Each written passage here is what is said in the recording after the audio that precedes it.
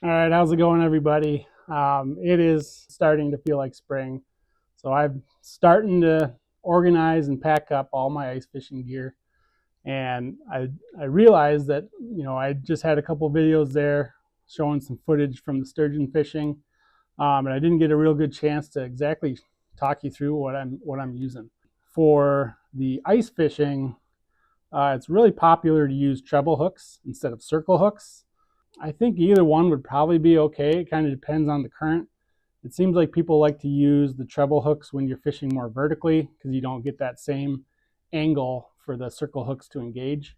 But a lot of the times the river has a little bit of current, so you've got a little bit of an angle, and I think you'd be perfectly fine either way. The way that this is set up is basically just have a treble hook, and then this is some scented squishy beads from Mud Puppy Tackle, and then a 3/8 ounce weight. Usually you just want the smallest weight possible to keep you on the bottom.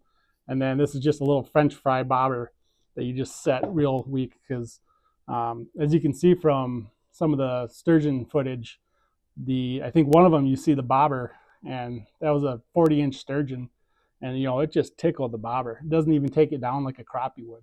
So you really have to pay close attention. They don't take it and run. They'll suck it up and sit there and chew on it and maybe spit it out. So you have to pay attention so that you can set the hook. And you don't have to give them any time. If that wiggles, you either have a mud puppy, which you've seen, or they've sucked it up and you need to set the hook right away. That's the basic setup. Sometimes people like to switch up the bead colors. I actually had my daughter make some just out of some of her little play plastic beads here. So we got the Packer version, as I'm originally from Wisconsin. But don't worry, we've spent a lot of time in Minnesota, so she also made a Viking one. And so I actually caught some sturgeon on both of these setups. So whether or not the scenty squishy beads or the fancy setups matter, I don't know, because I caught fish on the little plastic kids play beads. For this setup, I prefer to use 50-pound braid. That's pretty common. You might be able to get away with 20, but that could be pushing it because a lot of these bigger fish are going to be over 20 pounds, and you've got your line rubbing on the ice. And then the rod, I've been using these 42-inch, they're called the Church sturgeon rods by Mud Puppy Tackle Company, and they have a really stiff spine.